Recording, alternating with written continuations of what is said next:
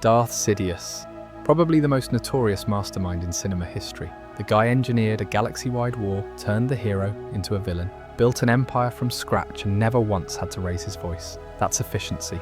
In this video, we're diving deep into Darth Sidious lore, all the hidden secrets and stuff the movies don't show. And trust me, there's so much here. I could make a video 5 hours long and still not cover it all. So sit back, grab a snack and let the galaxy fade around you. Now, let's begin. So, Naboo, lush green hills, crystal clear waterfalls, cities that look like they're made out of marble and poetry. It's the last place you'd go to recruit a future Dark Lord. But that's the genius of it, right? The most potent poison often grows in the most beautiful garden. And in the capital you have the Palpatine family. The Palpatines were old money, nobility, one of the ruling families in the capital city of Theed. They had power, influence, all that boring aristocratic stuff. So when Sheev Palpatine is born, his path is already laser-etched. Prep school, political grooming, a cushy seat in government, maybe even an advisory role to the monarch one day. Now we have to start reading between the lines, and the lines are screaming. What do we truly know about his childhood from canon? Almost nothing. And in a story this detailed, a silence that loud is deliberate. We know his father's name was Kosinga. We know he had siblings. We know the family was obsessed with legacy, with their place in Naboo society. And we know, from Palpatine's own few comments, that he despised them. He called them small-minded, fools, obsessed with petty prestige. Most of our big bads have a trauma origin story. Anakin was born a slave and watched his mother die. Maul was raised as a weapon. Dooku was an idealist who lost faith in the system. Palpatine? He had the silver spoon. He had safety, comfort, privilege, and he found it utterly meaningless. That's our first biggest clue. The darkness in Palpatine wasn't a reaction to pain. It feels more like something fundamental was missing. The lights were on, but nobody was home.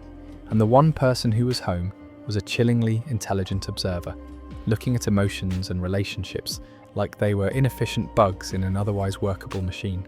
From legends and hints from newer canon, that paint a picture of an odd child. Not bullied, but, profoundly disconnected. He was brilliant, no doubt, top of his class. But he didn't have friends. He had audiences. He didn't have hobbies. He had interests. Then we get to the family drama. By his late teens, the mask of the dutiful son was chafing. His father, Kosinga, had the entire script written. Sheev would go to the capital, start as a junior legislator, climb the ladder, a noble, boring life. Sheev looked at that script and mentally shredded it. Planetary politics, titles, legacy, all of it felt painfully small. Sheev was already thinking beyond Naboo, beyond planets. He was already playing chess on a board his father couldn't even see. Now comes the darkest piece of the puzzle. Not long after this, the entire Palpatine family died. Father, mother, siblings, all of them. In one night. The official story was a tragic speeder accident during a trip to their countryside estate. How terribly sad for young Sheev, the sole survivor.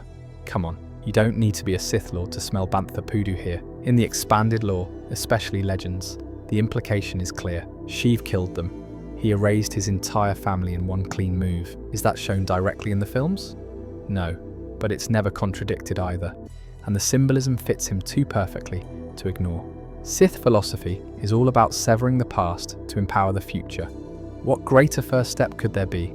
He didn't run away from home, he deleted it. Whether taken literally or metaphorically, the meaning is the same. This was the moment of total self-creation. He was no longer Sheev, son of Kosinga. He was simply Palpatine, a name without attachments, a blank slate. From that point on, every identity he wore was a role. The polite future senator? A role. The patient political operator? A role. Even the Sith Lord would be a role. He killed the only version of himself that might have been real, so he could become anything. And this is where the classic fall to the dark side narrative collapses. There was no fall, temptation, tragic bargain. For Palpatine, the dark side was a promotion. It matched his worldview perfectly. The Jedi spoke of peace and self-denial. He already felt no attachments. He already viewed emotion as a weakness in others. The Sith spoke of strength, passion, freedom, power. To him, that wasn't evil. It was logical, efficient, and honest. The Jedi Order at this time is powerful but blind. They're searching for darkness in wild places. Ancient tombs, forgotten worlds, criminal underbellies. Their doctrine teaches them that the dark side twists people through pain and suffering. They aren't looking for it in a calm, polite, well-educated aristocrat from a core world. That's not how they think evil works. The next years were spent brilliantly. He entered politics as an administrator, helpful, thoughtful, mild, almost boring. He built a reputation for reason, for understanding procedure, for compromise. He wasn't building power yet. He was building a mask. A mask so comfortable he could wear it for decades. All the while, the dark side sat beneath the surface, contained, like a reactor idling, waiting to be turned up. Elsewhere in the galaxy, a hidden Sith Lord was searching for a mind, a political animal, someone whose ambition was cold enough to see beyond conquest and into control. Whether he knew it or not, he was looking for the bored boy from Naboo, who had erased his past and was ready to inherit something much larger. The most terrifying evil doesn't roar. It smiles, shakes your hand, and patiently builds the cage around you while convincing you it's doing you a favor. And for Palpatine, it all started with boredom on a perfect planet. Now I have a question. Was Sheev Palpatine just a really good Sith student? Or was he, chosen or something? Think about it like this. The Force, in the Jedi view, is a balanced energy field. The dark side is a corruption, a cancer, an imbalance. But what if that cancer gets so advanced it develops a kind of awful intelligence, a self-preservation instinct? That's the core of this theory, that the dark side, after being suppressed and hunted for a millennium, found a user in Palpatine. It conspired with him, it elevated him. The evidence starts with his origin story, which we touched on. The creepy, empty kid from the idyllic planet, that emotional void. Most Force-sensitive kids are passionate, connected, emotional, prime Jedi Sith material. Palpatine was different. He wasn't overflowing with anger or fear or pain. He was null, a perfect blank slate, a vacuum. And nature, the Force, abhors a vacuum. The dark side didn't have to fight light in him. There was no light to fight. It just poured in and filled him up, like water finding an empty vessel. That feels less like a recruitment and more like a possession waiting to happen. Then look at his instincts. Before he ever met Plagueis, he was committing perfect premeditated Sith acts, wiping out his family with cold, logical efficiency, using the Force to solve a practical problem, and then using it again to hide the evidence. He didn't need a Sith master to tell him peace is a lie. He looked at Naboo's peaceful democracy and internally scoffed. It's like he was born with the Sith operating system pre-installed, just waiting for the right software, Plagueis' training, to boot up. This brings us to the big cosmic backdrop, the Jedi Order at its peak. For 1,000 years, the Jedi had won. They were the galaxy's police, its diplomats, its moral compass. They were unchallenged. The light side was dominant, institutionalized, maybe even complacent, stagnant. The Force, which seeks balance, was tilted way too far to one side. A seesaw with the Jedi Order and the Republic sitting fat and happy on one end and nothing on the other. The dark side is not just going to sit in a corner and pout. The theory goes that the Force's pendulum had to swing back violently, but it needed a perfect instrument. It needed a surgeon, a psychological genius who could attack the Jedi, not where they were weak in battle, but where they were weak in spirit, in their pride, their bureaucracy, their dogma. They were open, he was secret. They served, he ruled. They believed in the will of the Force. He believed in his own will as the Force. He was the perfect anti-Jedi. His very existence was a refutation of everything they stood for. That feels like more than coincidence. It feels like design, and the dark side seemed to cooperate with him in ways that go beyond normal use. His ability to hide himself, Force stealth so complete, it made him a ghost in the Force right under Yoda's nose. That's the dark side, actively cloaking its own champion. It was hiding its ultimate weapon in plain sight, bending the rules of perception to keep him safe until the moment was right. It was protecting its investment. Even his rise to power has this eerie, frictionless quality to it. Yes, he was brilliantly manipulative, but things also just worked for him. The Naboo crisis, a failure that made him a hero. The Clone Wars, a galaxy-wide tragedy that handed him emergency powers. It's like the current of destiny itself had turned, and it was flowing directly into his throne room. He didn't fight the current, he understood it was the dark side, and he built his dam right in its path. Now, let's play devil's advocate. The other side of this is just as compelling. Palpatine wasn't chosen, he was a thief. He didn't wait for the dark side to pick him. He hacked into the mainframe. Through sheer, monstrous will, he seized the dark side and bent it to his service more completely than anyone before him. His will became the dark side's will, through force of personality. This view makes him even scarier, in a way. He's not a prophet or a chosen one, he's a usurper. He saw the dormant, hungry power in the galaxy's undercurrents, and he claimed it as his property. I think the terrifying, brilliant truth of the character is that it's both, and that's why he's unique. The dark side did flow into the perfect empty vessel it found in Sheev Palpatine. But once it was in there, it met a will so cold, so calculating, so utterly self-centered, that it didn't control him. He directed it. He took that raw, chaotic, corrupting energy and gave it a spreadsheet and a 5-year plan. He institutionalized the dark side. He was the point where the dark side's ancient hunger met modern, bureaucratic efficiency. He was the chosen one, all right, but not chosen by fate to bring balance, chosen by the corruption in the Force to be its most effective, most patient, and most devastatingly practical executive officer. He was the dark side's answer to 1,000 years of Jedi peace. The chosen one? Maybe. But he was chosen for a job the Force never wanted done, the absolute final triumph of the corruption within itself. And he almost got the paperwork filed. This is the story of the most important job interview in galactic history. We're talking about Darth Plagueis the Wise, the Sith Lord who could keep people from dying, choosing his successor. This was selecting the living instrument for a 1,000-year-old plan, the heir to a legacy of hidden power, and, if Plagueis had his way, a partner in eternity. So why, out of every angry, traumatized, power-hungry Force-sensitive in the galaxy, why did he settle on the young, polite aristocrat from the picturesque planet of Naboo, Sheev Palpatine? Darth Plagueis, robe-swirling, rage-fueled Sith. He was a moon. His species, the moons, are the galaxy's bankers, accountants, and financiers. They are cold, logical, long-lived, and obsessed with numbers, patterns, and long-term growth. Plagueis was the expression of this. His passion was conquest through understanding. He was a scientist of the dark side. His power, the legendary ability to influence midichlorians, to create life and stave off death, was applied physics to him. It was bioforce engineering. He saw the Force as a system to be reverse-engineered, its code hacked, its secrets patented. He wanted to solve the ultimate problem, mortality. He dreamed of a Sith lineage that wouldn't end with betrayal, but would continue with immortal partners ruling a galaxy forever. The rule of 2 for Plagueis was a flawed temporary system he intended to transcend. So when he went looking for an apprentice, he was looking for a specific type of mind, a colleague, a co-conspirator in the ultimate act of cosmic rebellion against nature itself. He needed someone with precision, patience, a cold analytical emptiness that could view the miracle of creation as just another problem to solve. Enter Sheev Palpatine.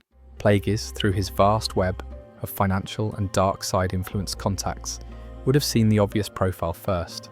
Young Palpatine was from one of the oldest ruling families on Naboo, positioned for a political career that could reach the Galactic Senate. He was intellectually brilliant, a voracious student of history, political theory, and philosophy. He had access to wealth, influence, and the very heart of the Republic's political machine. For a Sith Lord planning to undermine the galaxy from within, this was a phenomenal starting package. It was like finding a recruit who already had a security clearance to the mainframe you wanted to crash. But that was just the resume. The cover letter. What truly captivated Plagueis, what made him lean forward in his chair, was what he sensed behind the political pedigree. It was the emptiness. Plagueis' own master, Darth Tenebrous, had been a bit obsessed with eugenics and the perfection of the Sith line through selective breeding, another kind of cold scientific Sith. Plagueis himself carried the cultural baggage of his moon heritage, a detached, calculating greed, an obsession with acquisition and legacy. These were still traits. They were flavors of personality. What he found in Palpatine was an absence of flavor, a perfect, still, black mirror. The boy wasn't overflowing with hatred for his controlling father. He clinically assessed him as an obstacle to his own autonomy. The family was an inefficient administrative unit. When he murdered them, it was a strategic liquidation of liabilities. He didn't feel triumph or guilt. He felt the satisfaction of a solved equation.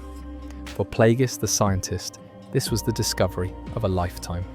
Here was a consciousness unclouded by the messy static of sentiment, a will utterly unburdened by the gravity of morality or attachment. It was a pristine laboratory for Sith knowledge. This mind could look at Plagueis' life's work, the awe-inspiring, terrifying ability to twist midi-chlorians into creating life, and not see wonder or blasphemy or even power for its own sake. He would see a process, a new set of variables for his own equations of control. Palpatine wouldn't get distracted by love, rage, or philosophical debates about the nature of the Force. He would absorb lessons on political manipulation, Force concealment, and Sith sorcery with the same flawless, amoral focus a droid uses to download a new protocol. He was, in Plagueis' rapturous estimation, the ultimate rational actor, the perfect sterile vessel into which he could pour the concentrated poison of a millennium of Sith wisdom. This is where Plagueis made his fundamental, catastrophic error. He was so dazzled by the technical perfection of his creation, its lack of emotional defects, its pure intellectual horsepower, that he never stopped to ask the most important question: what does the creation want? Plagueis saw Palpatine's political acumen as a brilliant, useful add-on, a way to secure funding for their experiments, to manipulate Republic resources, to provide a legitimate cover for their activities. It was the day job that would support their real work in the dark side lab. He completely failed to understand that for Sheev Palpatine, politics wasn't the side hustle. It was the main event, the entire project, the dark side powers, the immortality experiments, the Sith teachings. These weren't the end goals. They were simply new and powerful tools being added to his workshop. The real masterpiece, Palpatine's life's work, was the total, systemic, bureaucratic, and psychological domination of galactic civilization. Plagueis wanted to conquer the Force. Palpatine wanted to conquer the thing that used the Force. Their relationship became the ultimate perversion of the Rule of Two's ideal. The rule is brutal but elegant. The Master pours all his knowledge into the Apprentice. The Apprentice, now stronger and wiser, kills the Master and takes the mantle, ensuring the Sith line grows more potent with each generation. It's a forced evolution. Plagueis, however, didn't want an heir. He wanted a partner in crime against death itself. He dreamed of a dynasty of immortal Sith, himself and Palpatine, ruling forever. In doing so, he broke the fundamental engine of the Rule of Two. He feared his own replacement. He tried to cheat the very system that had made him strong. Palpatine, the perfect student, observed this hypocrisy with his cold, analytical eye. He diagnosed his master's weakness, and he perverted the Rule of Two in his own, far more sinister way. He didn't surpass Plagueis in a climactic duel, proving greater strength or deeper knowledge of the dark side. No, he murdered Darth Plagueis in his sleep. After a night of heavy drinking, celebrating the grand success of a major Force experiment, likely one tied to their life creation research, Plagueis lay defenseless. And Palpatine killed him. He killed the Master, because the Master had, in that moment, transitioned from useful asset to potential liability and loose end. The lesson Palpatine took from the Rule of Two was, consume all resources, including your Master, when they are no longer optimally useful. So, circling back to the big question, was Darth Sidious Plagueis' greatest creation? In terms of raw, terrible, world-altering effectiveness, the answer is a resounding, terrifying yes. Plagueis took that innate, chilling emptiness and polished it. He sharpened it.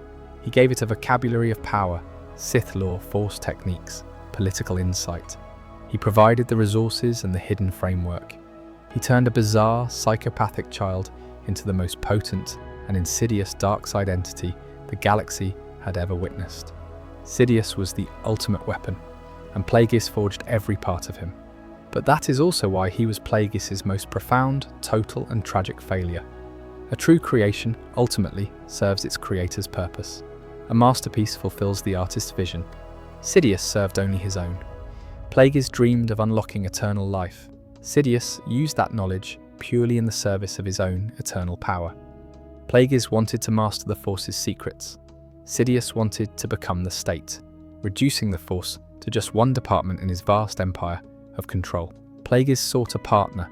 He created a perfect predator that saw partnership as a vulnerability. The darkest punchline in this whole saga is that Darth Plagueis the Wise, the Sith who could save others from death, was so blinded by the perfection of his own craft that he couldn't see the death he'd personally built walking up behind him.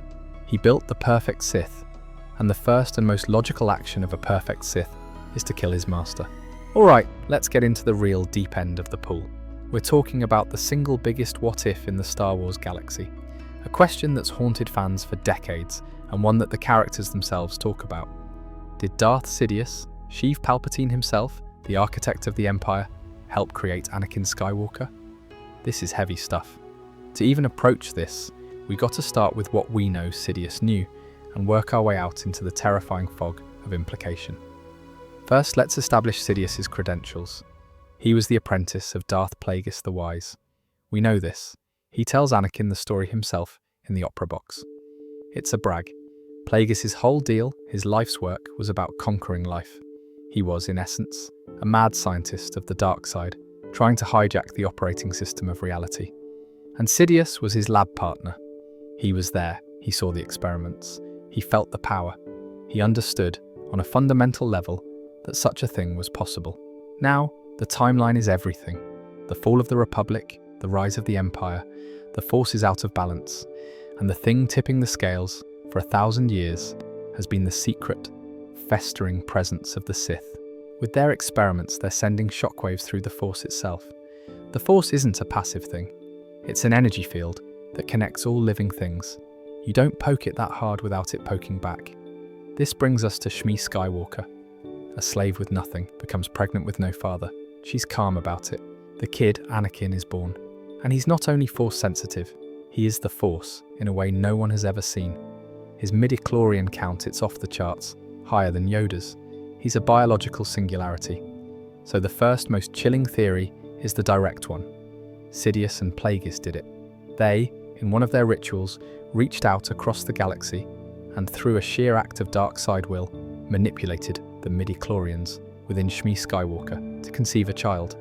They were trying to create the ultimate Force user, a living weapon born of the dark side, a being of pure potential they could one day mold. Think about the logic from their perspective. The rule of two demands a powerful apprentice. What's more powerful than an apprentice you literally engineered for the role? One whose very cells are tuned to your frequency? It turns the Sith lineage from a line of succession into a product line. If this is true, then Anakin isn't a person, he's property, a prototype. The evidence for this is all circumstantial, but it's loud, the timing, the fact that Sidious knows the story of life creation intimately, the sheer, unnatural power of Anakin, the Jedi Council's own suspicions. But there's the other side, the side George Lucas himself emphasized, the Force creation theory. The idea that the Force itself created Anakin as a direct reaction to the Sith's corruption. The dark side had grown so strong, so cancerous, with Plagueis and Sidious's experiments being the final, terminal stage, that the Force had to act to restore balance. It conceived the Chosen One as an immune response. Anakin isn't a Sith creation, he's the universe's antibodies. In this version, Sidious and Plagueis provoked the Force into creating him. Their arrogance was the cause, but the Force was the actor. This is a more spiritual, mythical reading. It makes Anakin a figure of destiny, a true chosen one in the classic tragic sense, born to a terrible burden he never asked for. So where does that leave Sidious? If he didn't press the button, is he off the hook? Absolutely not. This is where we find the subtler, more insidious truth. Sidious might not have been the author of Anakin's life, but he was the first to read the book. He felt the disturbance. The vergence in the Force that Qui-Gon felt on Tatooine. You better believe Sidious felt it too. A new, massive star had ignited in the Force, and he felt its heat. From that moment, Sidious became the opportunist of destiny. He saw this miraculous, powerful child, this living reaction to his own actions, and he didn't see a threat. He saw a resource, the most powerful resource imaginable, and he began a plan to co-opt it. This is the critical, mind-bending distinction we have to make. The difference between creating Anakin's existence and creating his reality. Sidious may or may not have been in the metaphysical room when Anakin was conceived, but from the age of 9 onward, he was the architect of Anakin's world. He didn't create Anakin's raw power, but he engineered every single factor that would shape how that power was used. He created the Clone Wars, the conflict that would make Anakin a hero, exhaust him, and surround him with death. He fostered the Jedi Council's distrust of Anakin, ensuring the boy felt isolated and unappreciated in the one place that should have been his home. He carefully, patiently stoked Anakin's fears of loss, of powerlessness, of betrayal. He positioned himself as the only one who understood him, who praised him, who offered him the secrets to save the ones he loved. Sidious took the raw, undirected miracle of the Chosen One and placed him inside a maze of fear, war, and desperation that had only one exit, the dark side. He built the labyrinth around the hero.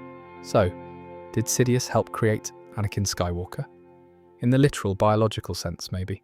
The evidence points to a strong possibility that his and Plagueis' experiments were the catalyst, the dark side ritual that either intentionally or accidentally sparked that life. The virgin birth is too precise, too aligned with their known capabilities, to be pure coincidence in a universe governed by cause and effect in the Force. But in the practical sense, the sense that matters to the story and to our understanding of Sidious's evil, the answer is a definitive, terrifying yes. He helped create the galaxy that forged Anakin. He helped create the war that broke him. He helped create the lies that trapped him. And finally, in that opera box and in his office, he helped create the monster that replaced the man. He looked at the Force's attempt at a savior and thought, I can make a better version, my version. The real horror of Sidious isn't that he might be Anakin's father. The real horror is that he saw a being of pure, destined power and decided that destiny was negotiable. He saw a prophecy and decided he would write the fine print. He saw a chosen one and thought, chosen for what? I'll decide. That's a power that goes beyond moving objects or shooting lightning. That's the power to corrupt a miracle, to take the universe's attempt at healing and turn it into its greatest wound. He may not have birthed Anakin Skywalker, but he worked for over a decade to give birth to Darth Vader, and in that, he succeeded completely. Now let's talk about the monster he became. The question everyone loves to argue about: how powerful was Darth Sidious? Sidious's power was complete, terrifying mastery of every form of power the galaxy had to offer. First, the Force stuff, because we have to start there. Yeah, the man was a freak of nature. His raw strength in the Force was off the charts. We're talking about a guy who could veil an entire planet like Dagobah in the dark side, just by his presence being nearby. He could generate force storms, reality-tearing maelstroms in space that could swallow fleets. Could Sidious beat Yoda in a straight fight? Could he take Mace Windu if he wasn't playing possum? Sidious would hate that question. To him, needing to fight someone yourself is a sign of catastrophic failure. It means your other tools, the political, the psychological, the bureaucratic, have broken down. Think about the Jedi. What were they powerful in? Combat, meditation, peacekeeping. Their power was direct, honorable, and mostly physical. Now think about Sidious's greatest achievements. He didn't conquer the Republic, he was elected to lead it. He didn't destroy the Jedi with an army. He tricked them into leading his army, then had that army shoot them in the back. He didn't outduel his enemies. He made his enemies kill each other, or turned his enemies' own children against them. His power was context. He was the ultimate strategist who turned the entire galaxy into his chessboard, and he was playing both sides while everyone else thought they were just playing checkers. You have to compare worldviews, because Sidious wasn't trying to beat the Jedi at their own game. He changed the rules of the game while they were still reading the manual. Let's start with Yoda, because he's the benchmark. 900 years old, walking encyclopedia of the Force, living embodiment of Jedi tradition. In terms of raw connection to the light side, Yoda is absurdly powerful. He can absorb Force lightning, manipulate the battlefield, and maintain clarity under pressure. If this were a purity of the Force contest, Yoda is hard to top, and yet Sidious survives him. Then there's Mace Windu, and this one always sparks arguments. He's on the floor, disarmed, face melting, screeching about being too weak. And it's all an act, a brilliant, desperate, calculated performance. He's using his own apparent humiliating defeat as the final, irresistible piece of bait for Anakin Skywalker. He calculated that moment. He knew the emotional state Anakin was in. He knew the Jedi would come. He knew Mace's rigid morality. He positioned himself, literally and figuratively, as the victim at the mercy of the evil Jedi, forcing Anakin to make the choice Sidious had spent years grooming him to make. He turned his own vulnerability into his ultimate weapon. That's a power level you can't measure with a blood test. That's theatrical, psychological, manipulative genius on a cosmic scale. And here, Sidious still wins, because Sidious understands the Jedi better than they understand themselves. Whether he was genuinely overwhelmed or playing it up is still debated, but the fact that Sidious turns a lost duel into the destruction of the Jedi Order in under 5 minutes is crazy. The Jedi of Sidious's era are powerful, disciplined, and sincere, but they're also institutionalized. They're tied to rules, councils, traditions, and political obligations. They don't move quickly, they don't adapt easily. They sense the dark side growing, but they interpret it through doctrine instead of instinct. They keep asking, how could this happen? While Sidious is already asking, how do I use this? Compare that to Sidious's approach to the Force. He doesn't see it as something to harmonize with. He sees it as something to dominate. Where the Jedi seek clarity, Sidious seeks leverage. Where the Jedi suppress emotion, Sidious studies it, weaponizes it, and turns it outward. Take Obi-Wan Kenobi, one of the finest Jedi of the era. Calm, disciplined, deeply connected to the light side. In a fair fight, Obi-Wan holds his own against monsters, but Sidious would dismantle him without igniting a blade. Obi-Wan's strength is moral certainty. Sidious's greatest weapon is doubt, and we have Luke Skywalker, the wild card. Luke is fascinating because he's the only Jedi who truly threatens Sidious long-term, because he breaks the pattern. Luke doesn't fully buy into Jedi dogma. He's emotional, attached and impulsive. Things the old order would have flagged as dangerous. Sidious underestimates that. He assumes Luke will fall the same way Anakin did, because that's how Sith logic works. Pressure, fear, temptation, collapse. Luke doesn't collapse, and that's Sidious's blind spot. He understands control. He understands fear. He understands ambition. He does not understand self-sacrifice that expects nothing in return. For the first time, someone refuses to play the role Sidious wrote for them. Let's get one thing straight right away, because this gets twisted constantly. Anakin Skywalker had more raw force potential than Darth Sidious. Not arguably, not maybe, that's straight from George Lucas. Anakin is the ceiling. Sidious knows it. Yoda knows it. His midi-chlorian count is higher than anyone ever recorded. So if this were a question of raw power, future potential, or sheer force output, Anakin wins, eventually. And that word, eventually, is where Sidious lives. Because Sidious was never afraid of Anakin's power. He was afraid of Anakin becoming complete. Anakin's problem is that his power outpaces his control. He feels everything too strongly. Love, fear, anger, guilt, attachment, it all hits him at full volume. The dark side responds to that explosively, but it also destabilizes him. Anakin burns hot, Sidious burns cold. Sidious understands this immediately. He doesn't rush Anakin. He doesn't try to turn him early. He doesn't dump Sith philosophy on him. He praises him, validates him, isolates him, positions himself as the only person who truly understands him. Sidious never lies to Anakin about who he is. He lies about what Anakin needs. Anakin wants certainty. Sidious offers control. Anakin fears loss. Sidious offers prevention. Anakin hates being powerless. Sidious offers mastery, but always later, always just out of reach, because a fully realized Anakin Skywalker, trained properly, emotionally balanced, unbroken, would be unstoppable. Sidious knows that, so he never lets Anakin become that person. He engineers a version of Anakin that's powerful enough to serve him, but damaged enough to never replace him. That's why Darth Vader is weaker than Anakin Skywalker. After Mustafar, Sidious wins the war but loses the prize. Vader is strong, terrifying, effective, but he's limited. Broken body, constant pain, emotional suppression. Sidious didn't want a crippled enforcer, he wanted a god, and he knows he ruined that possibility. The truth is that if Anakin had reached his full potential, Sidious wouldn't stand a chance. Because Anakin's strength was destiny. The Force bends around him in ways it never bends around Sidious. Sidious manipulates the Force like a master engineer. Anakin is more like a natural disaster, unpredictable, overwhelming, and impossible to fully control. That's why Sidious never truly trusts him. That's why Vader is tested constantly. That's why Sidious keeps him in pain, keeps him dependent, keeps him angry but contained. And in the end, Sidious loses to Anakin in the one way he never planned for. Now the Sith, the ancient Sith, were monsters in raw force expression. Sidious was something else. He was the end result of 1,000 years of Sith evolution, refinement, and ruthless self-editing. Take Naga Sadow, one of the earliest Dark Lords.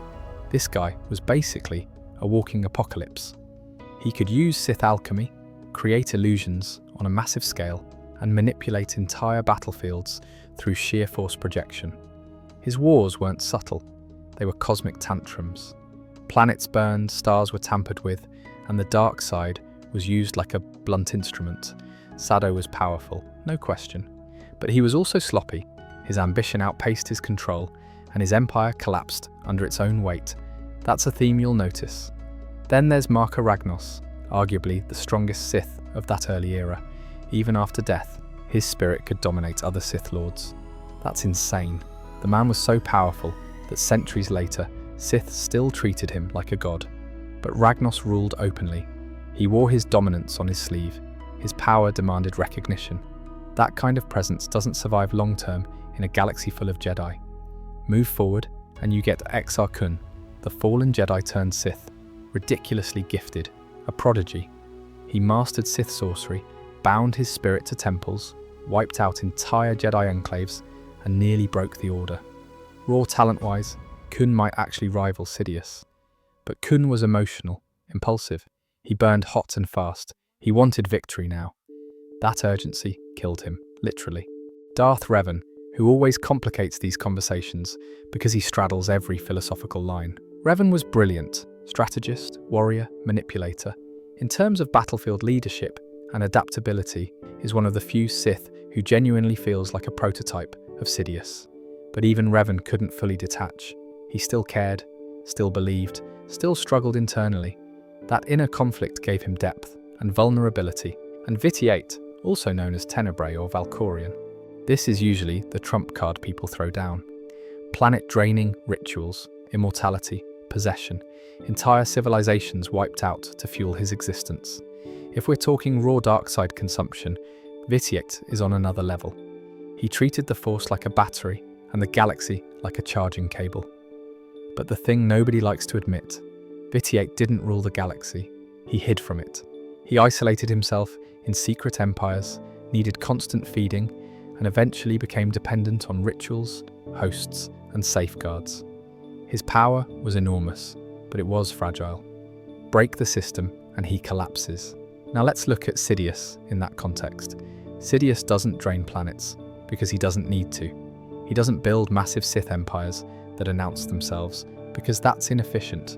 He doesn't bind his spirit to temples for immortality because he's still searching for a cleaner solution. Sidious learns from every failure that came before him. That's the point of the rule of two.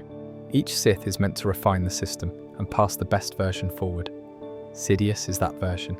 In raw force terms, yes, some ancient Sith likely surpass him in scale. Sidious understands restraint in a way they never did. Another key factor is adaptability. Ancient Sith often specialized. Sorcery, alchemy, warfare, rituals. Sidious learns everything. Politics, espionage, warfare, psychology, force combat, long-term manipulation. He doesn't rely on a single pillar of strength. Remove one, and the structure still stands. This is why comparisons based purely on who would win in a fight miss the point. Sidious already won before the fight starts. He wins by positioning, by patience, by letting his enemies exhaust themselves, fracture, and self-destruct. Was Sidious the strongest Sith to ever live? In terms of raw, unrestrained, dark side output? Debatable. Was he the most dangerous Sith to ever exist? Absolutely. That's why he stands apart. The final, perfected predator. One that learned every lesson the others died teaching. And that's what makes him terrifying. Now let's talk about his double life. We're talking about a perfect, seamless 40-year performance art piece. A life split so cleanly in two that the two halves never touched, never bled into each other, never once raised an alarm. Sheev Palpatine was two completely different people, and each one was a masterpiece of their kind. On one side, Senator, then Supreme Chancellor, then Emperor Palpatine, the public face. This man was the picture of weary, compassionate service. He had a kind smile that didn't reach his eyes, but nobody noticed because they were too busy listening to his soft, reassuring voice. He was a workaholic, always in his office, buried in data pads. lamenting the inefficiencies of bureaucracy and the tragedy of the war.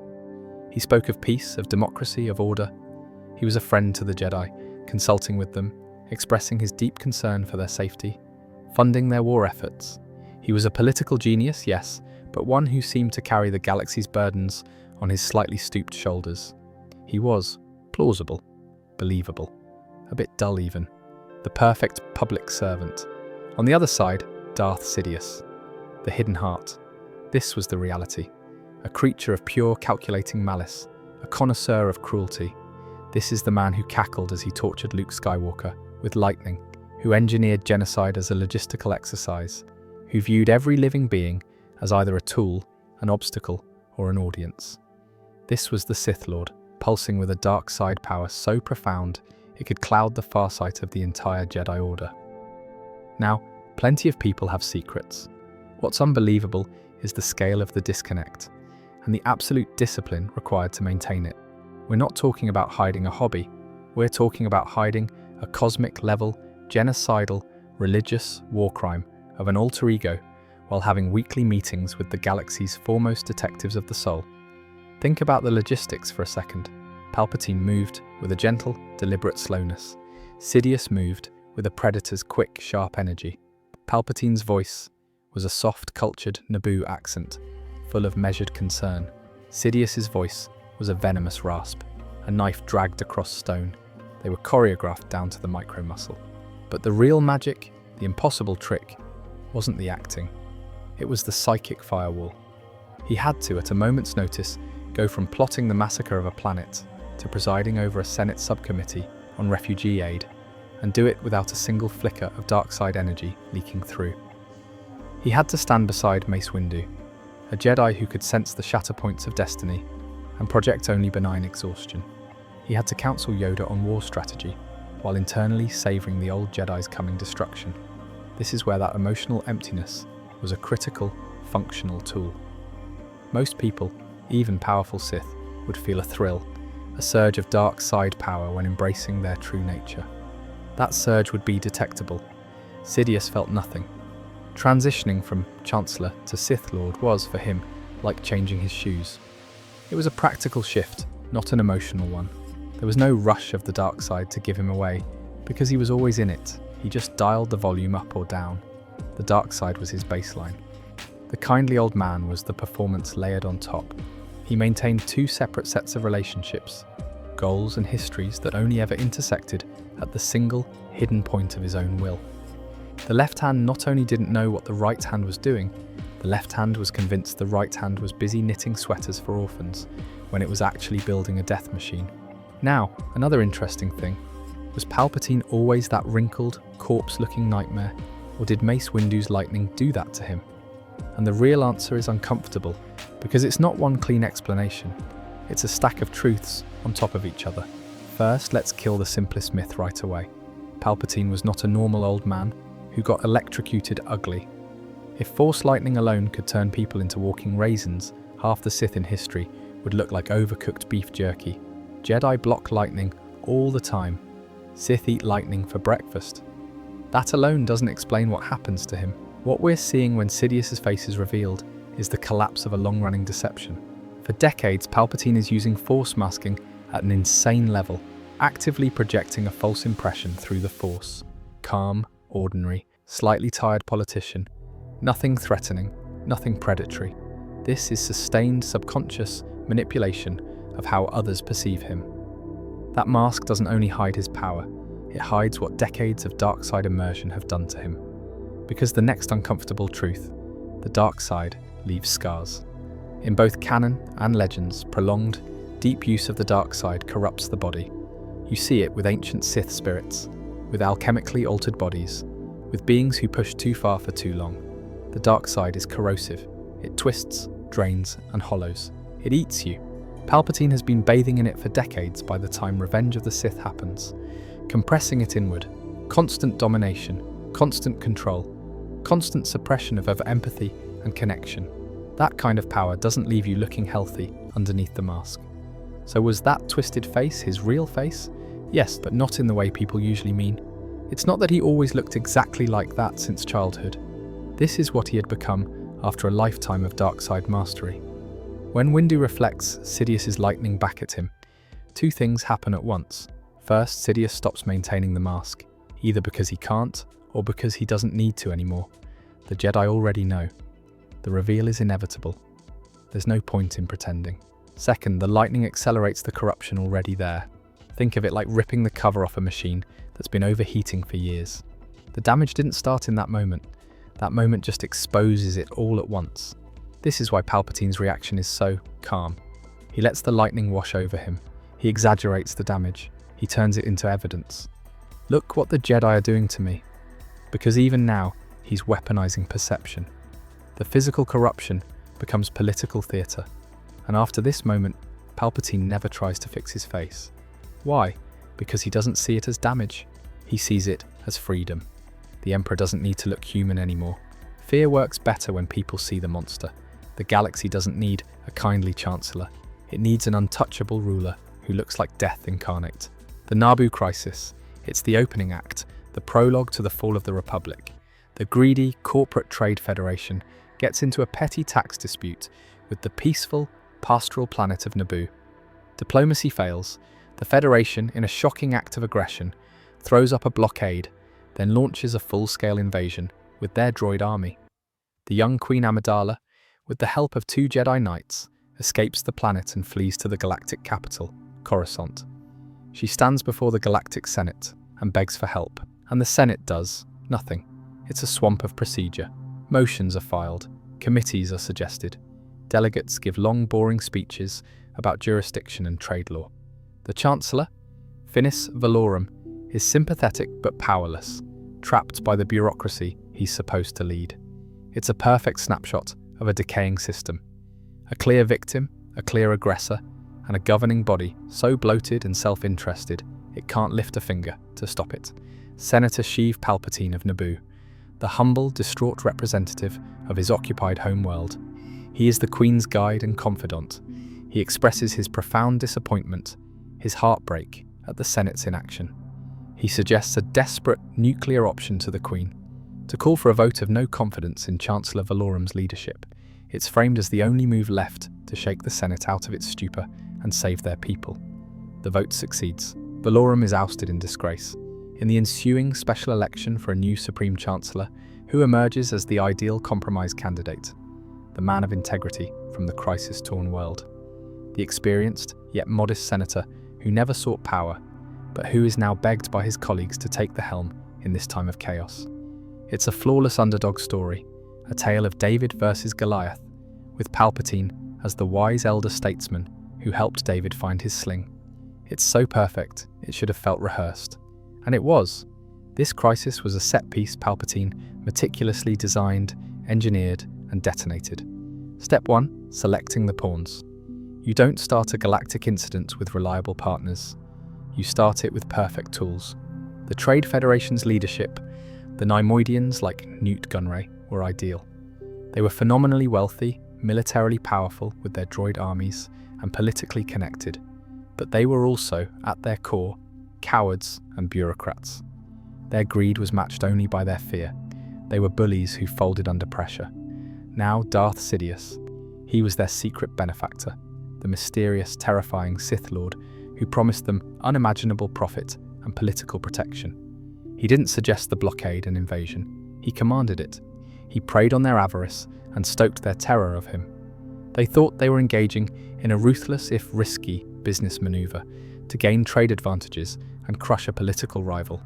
Naboo had been a vocal opponent of the Federation's monopolies. They had no idea they were disposable actors reading lines in the first act of a Sith play. They were loud, obvious villains designed to draw every eye. Step 2. Choosing the stage.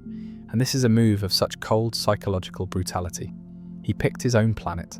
Naboo was idyllic, peaceful, artistic. The galaxy's poster child for serene democracy. Invading it was like throwing a brick through a stained glass window. The outrage was automatic and universal, but more importantly, it made him, Senator Palpatine, an instant, unimpeachable victim. No one in 1,000 years would suspect a senator of orchestrating the invasion, occupation, and suffering of his own beloved homeworld. It gave him an ocean of authentic political and personal capital. The The empathy he generated was pure and powerful. He sacrificed his world's peace, the safety of his own people, to cement his own image as a compassionate patriot. Sacrifice what is supposedly dear to you to gain what you truly desire. Step 3. Defining the real objective. And this is the masterstroke. The Trade Federation's military success was utterly irrelevant. In fact, their ultimate failure was built into the plan. The invasion's sole purpose was to create a visceral, media-friendly spectacle of Republic failure. It was a made-for-hollow news tragedy. The goal was to make Chancellor Valorum and the Senate look weak, slow, corrupt, and utterly incapable of fulfilling their most basic duty, protecting a member world. Palpatine needed a clean, simple, emotionally charged case study to prove the Republic was broken. Step 4. Orchestrating the solution. While publicly playing the distraught senator in the quagmire of Coruscant, Sidious was simultaneously managing the on-the-ground action. He sent his new apprentice, Darth Maul, to capture the Queen. This served multiple purposes. It raised the stakes, it tested Maul, and it forced the Jedi into a more active, visible role. He knew the Jedi would get involved. Qui-Gon Jinn's stubborn moralistic intervention was a variable, but a predictable and useful one. The Queen's escape, aided by Jedi, was the first act of the solution. Her return to Naboo, forging an alliance with the Gungans, and leading a daring civilian military resistance to throw off the droid army. This was the thrilling, inspirational third act. But note, it was a solution achieved without the Senate. The heroes were a Queen, 2 Jedi going rogue, and an indigenous army. The official government was sidelined. This made the Senate's earlier inaction look even more pathetic. He engineered both the very public problem and the heroic, extra-governmental solution that highlighted the government's uselessness. Step 5. The political kill shot. With the crisis at its peak, Naboo occupied, the Senate paralysed. He guides the young, idealistic, and righteously furious Queen Amidala. He presents the vote of no confidence as the only weapon left in her arsenal to save her people. She takes the bait, delivering the line with perfect, passionate conviction. It's a political assassination disguised as a populist uprising. Valorum, a decent man trapped in a broken system, is destroyed. The office of Chancellor is humiliated. A power vacuum yawns open in the heart of the Republic. Step 6. In the ensuing chaos and recrimination, who emerges? The man who suffered alongside his people. The experienced politician who understands the Senate's flaws but still believes in the Republic. He is the safe choice, the compromise candidate, the man who doesn't want power but will reluctantly accept the burden. It's a performance of humility that is itself an act of supreme arrogance. So, let's look at the final tally. The Trade Federation loses militarily and gets slapped down, making them even more indebted and beholden to Sidious for future favours. Naboo is liberated, making Palpatine a planetary hero for life. Valorum is destroyed. The Jedi are drawn into a political military conflict, setting a precedent for their future role as generals. The Senate's credibility is shattered, and Sheev Palpatine ascends from a backbench senator to the Supreme Chancellor of the Galactic Republic. The Naboo crisis was the foundation stone of the Empire. It was proof of concept for his entire methodology. Create controlled chaos, guide the emotional and political response, manipulate both sides of a conflict, and position yourself as the sole source of stability and resolution. He won by staging a grand tragedy where he was the only one who knew the script was fake. The invasion failed, the good guys won the battle, and Palpatine won the war before anyone else even knew they were fighting one. Darth Maul. He was the first public face of the Sith's return and a shock to the Jedi system. Was Darth Maul truly a Sith apprentice, an heir to the legacy, a partner in the grand plan, a future Lord of the Sith? Or was he a perfectly crafted, terrifyingly effective weapon that Darth Sidious, for convenience and control, simply chose to call Apprentice? We have to understand what Sidious's endgame was, what the rule of two demands, and where the Zabrak from Dathomir fits, or more accurately, doesn't fit, into that millennia-old blueprint, taken as an infant from the Night Sister clans of Dathomir. Sidious selected a blank slate with a specific, feral genetic and force-sensitive potential. The Zabrak species is known for its physical toughness, pain tolerance, and aggressive instincts. Maul was rage and endurance given flesh. And then Sidious went to work. He forged an instrument. Maul's upbringing was a relentless, decades-long boot camp of pain. He was raised in isolation, likely in some sterile brutalist facility or on a harsh training world. His identity was erased and replaced with a single, burning directive: to be a weapon of the Sith. His education was in suffering, hatred, and combat. He was drilled in dozens of martial forms, lightsaber techniques, piloting, stealth, and torture. His connection to the dark side was pure, animalistic fury, a raging fire, not the cold, still lake of Sidious's own power. He was, in essence, a living lightsaber, beautifully crafted, impossibly sharp, responsive to his master's will, and designed for a single purpose: to cut. Now, look at the man who replaced him, Count Dooku, a fallen Jedi master, a renowned philosopher and duelist, a charismatic aristocrat with a galaxy-wide reputation. Dooku was a figurehead. He could debate in the Senate, command the loyalty of thousands of star systems in the separatist movement, and manipulate idealists. He had political acumen, rhetorical skill, and a deep understanding of the Republic's corrupt structures. He was a strategic choice, a tool for a specific phase of the plan, building the other side of the war. Then look at the ultimate apprentice, Darth Vader, the Chosen One, a former Jedi hero, a legendary pilot and general, a man who understood the inner workings of the Jedi Order and the Republic military intimately. Vader was a symbol turned against itself. He could intimidate Moffs, lead legions, and serve as the terrifying face of the Emperor's will. He had a mind for tactics and logistics, twisted though it was. What did Maul have? He had a ship, the Scimitar. He had his saber. He had his rage. He was a predator. His function in Sidious's plan was spectacularly singular: to be the undeniable physical fist of the Sith. Think about his actual deployments. On Naboo, he was sent to hunt, to track down the Queen and the Jedi and kill them. He was a shock trooper, a terror weapon. His very appearance was psychological warfare. He was designed to be a nightmare made flesh, to shake the Jedi out of their complacency by providing a target they could see and fight. He was the Sith's way of saying, "We are not a legend, we are here, and we are this." This brings us to the core of the rule of two. The master is to pour all his knowledge into the apprentice, who, now stronger, kills the master and continues the lineage, each time growing more powerful. It's a brutal form of forced evolution. The apprentice is the successor, the heir. Did Sidious ever treat Maul as a successor? Did he share his grand vision with him? Did he teach him about the planning of the Clone Wars, the manipulation of the Senate, the corruption of the Jedi, the engineering of Anakin's fall? Absolutely not. Maul was kept in the dark, literally and figuratively. He was a tool in a box, brought out for specific, violent tasks, and then put away. Sidious never intended for Darth Maul to one day sit on a throne beside him, or to inherit the Empire. Maul lacked the one quality Sidious valued above raw power, above even loyalty: patience. When Obi-Wan Kenobi cut him in half, Sidious didn't mourn the loss of his heir. He was inconvenienced. A magnificent, one-of-a-kind weapon had been broken. It was a loss of an asset, not a son. So, with the cold practicality of a factory foreman, he went and sourced a new model. He pivoted to Dooku, a tool better suited for the next phase of construction. Maul was a prototype, a proof of concept. And once the concept was proven, yes, a Sith assassin could terrify and challenge the Jedi. The prototype was essentially obsolete. The profound tragedy of Darth Maul, a tragedy that would fuel his resurrection and his later, twisted existence, is that he believed the lie. He wholeheartedly embraced the Sith dogma. He believed in his master.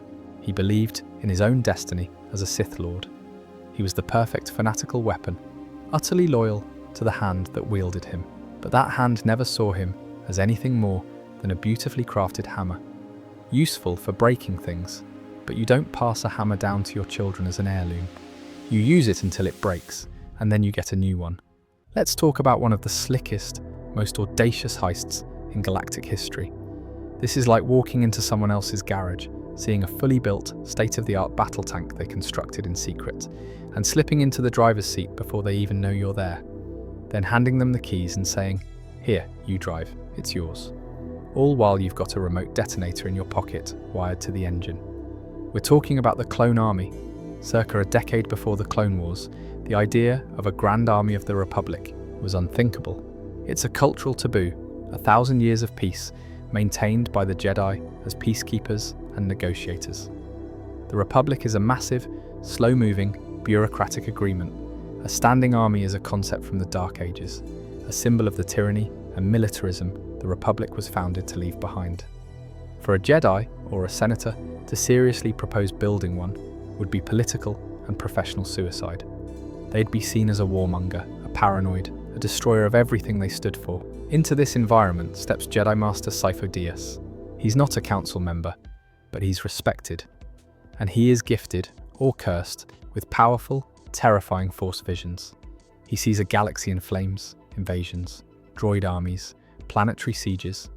He sees the Republic, utterly defenseless, being ripped apart. The Jedi, stretched too thin, overwhelmed. So what does he do? He goes to the Jedi Council. He warns them, he pleads with them. We must prepare, the Republic will need an army. And the Council, steeped in their tradition of peace and deeply wary of acting on prophecy alone, rejects his conclusions.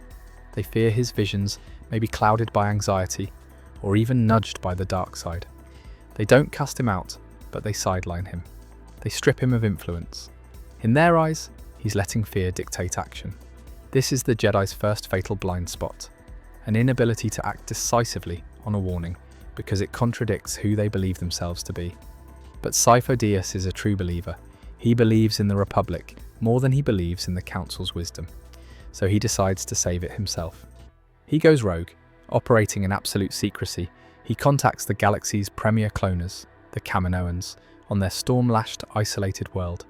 He initiates the creation of an army, a vast, genetically modified clone army, grown at an accelerated rate. From his perspective, this is a desperate act of loyalty, a shield built in the shadows so it can be raised when the Republic finally needs it. What Sifo-Dyas does not realize is that his time as the architect of this project is brutally short. Before the plan can fully mature, Sifo-Dyas is eliminated. Officially, it's a tragic shuttle accident over the moon of Obadiah. In reality, it's an assassination arranged by Count Dooku, now Darth Tyrannus. The Jedi who conceived the army never sees what his idea becomes. The original buyer is dead. His close friend Silman later becomes an unwilling loose end. Captured and tortured by Dooku, Silman reveals what little he knows, allowing the Sith to erase the trail completely. Any direct link between the clone army and the Jedi Order is severed. The past is buried. Now comes the hijack. Dooku, operating under his Sith identity of Darth Tyrannus, steps in as the new point of contact with the Kaminoans. From their perspective, it's a simple client transition. The contract still exists. The payments continue. The Kaminoans are not moral philosophers. They are consummate bioengineers and business beings. Their ethical framework is built on genetic perfection and contractual fulfillment, not political context. They ask no questions, but Dooku doesn't merely take over the existing order. He reshapes it. It is Dooku who selects the clone template. He personally recruits Jango Fett, a bounty hunter renowned for his combat prowess, resilience, and lack of ideological baggage. In exchange for his cooperation, Jango is promised vast wealth and one unaltered clone, a son, Boba, and the modification that turns a defensive army into an execution device. Dooku commissions a secret neurological addition to the cloning process, the inhibitor chip. To the Kaminoans, the chip is framed as a necessary behavioral safeguard, a way to ensure obedience, stability, and discipline. In reality, it is a sleeper agent protocol, a bioelectronic command system implanted in every clone during early gestation. Buried deep within that system is the ultimate command, Order 66. With that single alteration, every clone trooper, from the lowliest shiny to the most decorated commander like Cody, becomes a perfect, instantaneous assassination drone. Sidious is having his enemy's weapon manufactured, with his finger already resting on the trigger. Fast forward a decade, the war Sifo-Dyas foresaw finally erupts. A war Sidious and Dooku have been meticulously engineering. The Republic is unprepared. The Jedi are slaughtered on Geonosis. And in their darkest hour, Jedi Master Obi-Wan Kenobi, following a single mysterious dart, stumbles upon the secret army on Kamino. It looks like a miracle. An army, fully trained, fully equipped, already waiting. The Jedi Council is stunned, suspicious. But they are out of time. There is no space left to ask the hard questions. Who ordered this? Who paid for it? Why was it hidden from us? The existential threat of the droid armies drowns out those doubts. Their own dogma that the Force provides allows them to accept this impossible gift. They take command of the army. They live with the clones, fight beside them, trust them with their lives. They give them names. They form bonds. The clones are brave, loyal, effective. The perfect soldiers. The Jedi become generals, their fates intertwined, with men bred from birth to obey them. And the entire time, the architect of the war they are fighting, Darth Sidious, is also the ultimate owner of the army they are fighting with. He controls both sides of the chessboard, and one side has a bomb implanted in every single piece. Sidious stole a Jedi's vision of salvation and inverted it into the Sith's mechanism of genocide. He let the Jedi build their own gallows, polish the wood, test the rope, and thank him for providing the sturdy stool to stand on. The clones weren't a Sith creation, they were a Sith acquisition, a hostile takeover of another man's life-saving work. Count Dooku, Darth Tyrannus, the man with the cape, the cultured accent, and the most catastrophic misreading of a job description in the history of the Sith. An upgrade in every way from the feral Darth Maul, a former Jedi Master, arguably one of the most gifted duelists of his generation, a pupil of Yoda himself. He's a political thinker, a charismatic orator, a man of wealth and title from the planet Sereno. He becomes the public face of a legitimate political movement, the Confederacy of Independent Systems. He commands vast droid armies, negotiates with corporate titans, and stands before the Galactic Senate as a principled secessionist. He seems like the perfect successor, the sophisticated partner in crime, the man who would help Darth Sidious usher in the new age from a position of intellectual and martial parity. But that's the role Sidious cast him in. And Dooku, a proud and arrogant man, put it on and believed it was tailored for him, for the long haul. He couldn't see the temporary label stitched into the lining, because Count Dooku was never the heir.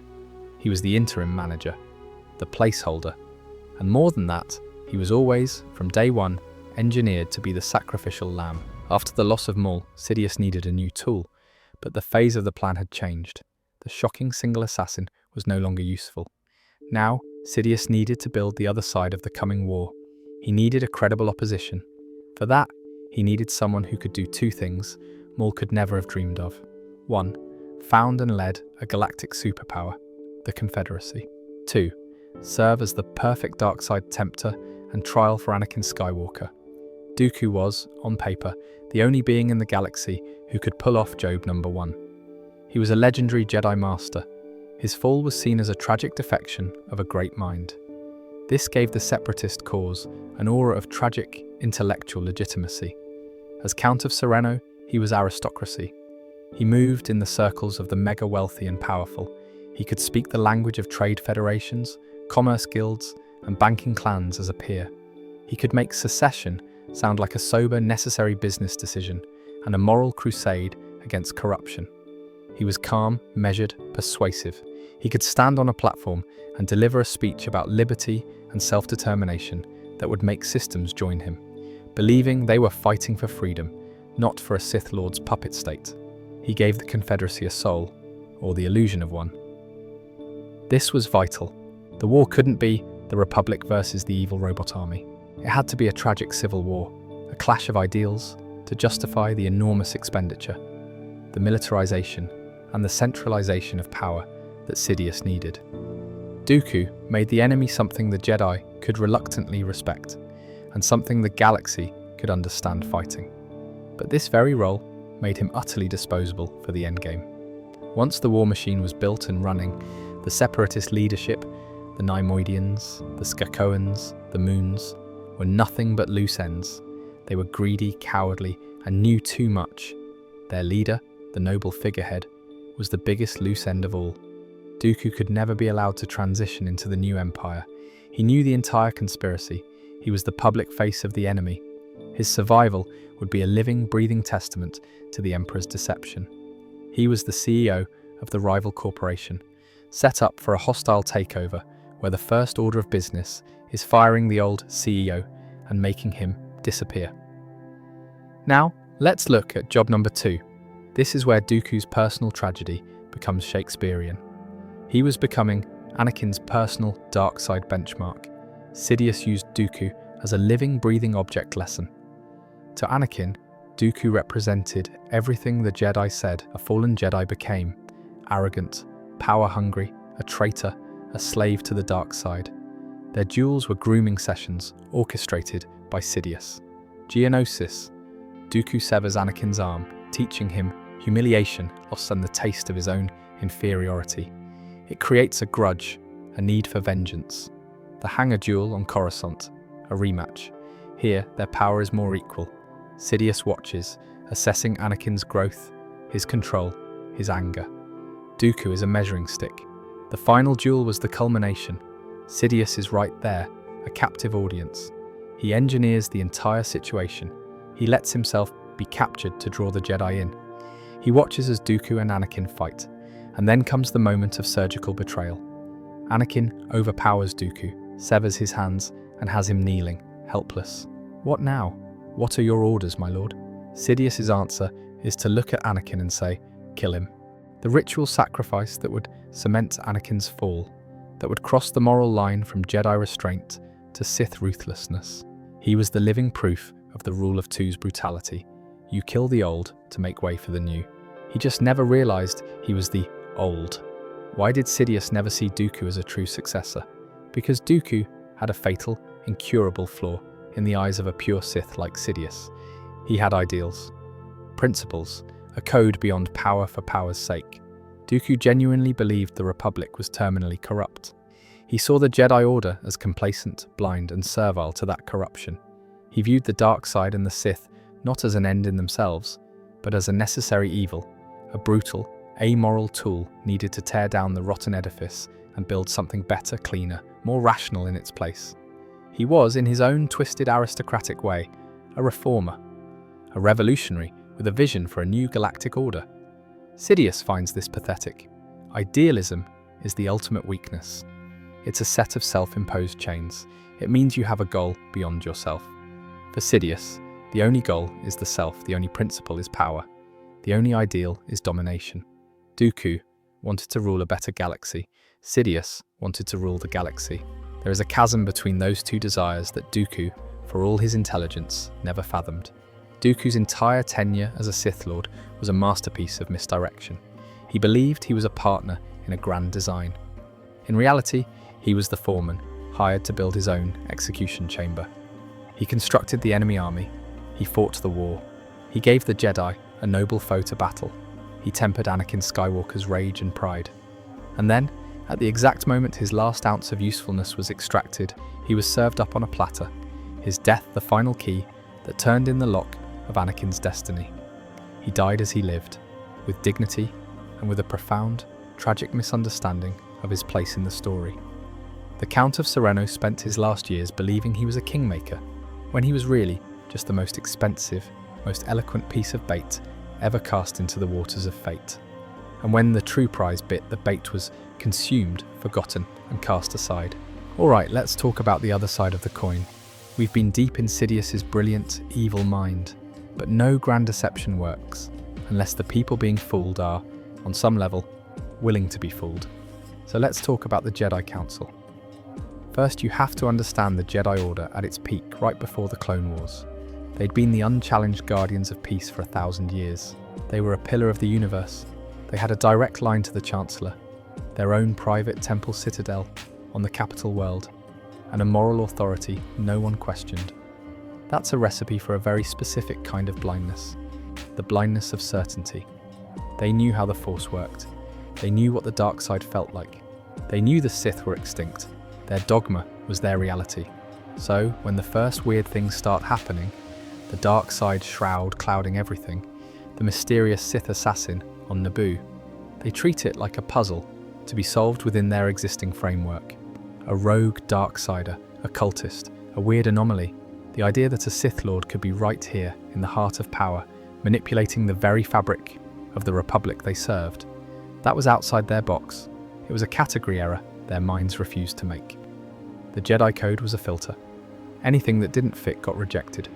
Qui-Gon Jinn comes to them with a slave boy from Tatooine, who is the literal chosen one of prophecy, with a midi-chlorian count off the charts. Their response? Suspicion. Bureaucratic hand-wringing. Too old to train, they were so sure of their own training methods and traditions that they nearly rejected the most important being in galactic history because he didn't fit the paperwork. This same rigidity made them dismiss Anakin's fears and visions as attachments to be overcome, not warnings to be heeded. They pathologized his humanity, the very thing that could have alerted them to the emotional manipulation he was under. The Jedi Council had become, over centuries, deeply enmeshed with the Republic's political machinery. They were advisors, diplomats, and finally, generals. This gave them a front-row seat to power, but it also blinded them to the nature of that power. They saw Palpatine as a political actor, sometimes frustrating, sometimes an ally. They judged him by political metrics. Is he effective? Is he popular? Does he support our funding? They never switched to the only metric that mattered.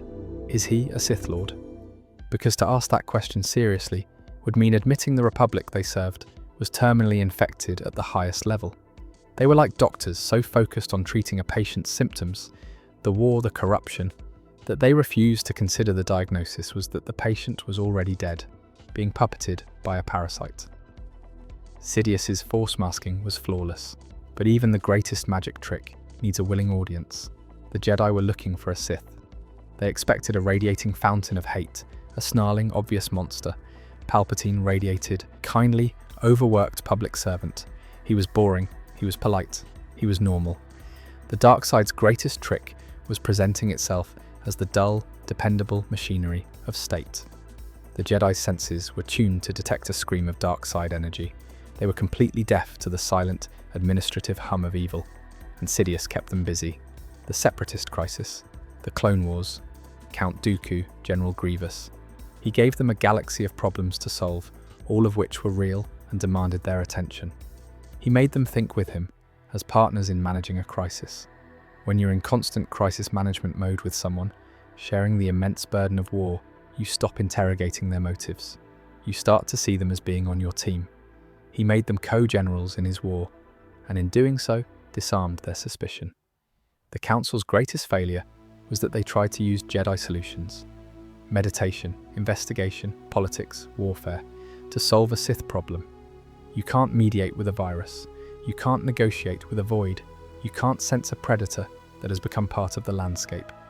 They were blind because they were looking for a fire in the forest, while the entire forest had quietly been replaced with wax replicas.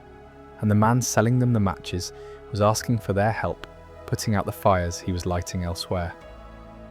By the time they felt the heat, they were already engulfed. And here comes Order 66. Everyone knows the what, but the true, awe-inspiring horror, the mark of Sidious's genius, isn't in the what, it's in the when, the timing. He waited for the one perfect, immaculate psychological and strategic moment when the Jedi were perfectly positioned to be annihilated. To understand this, we have to do a before and after.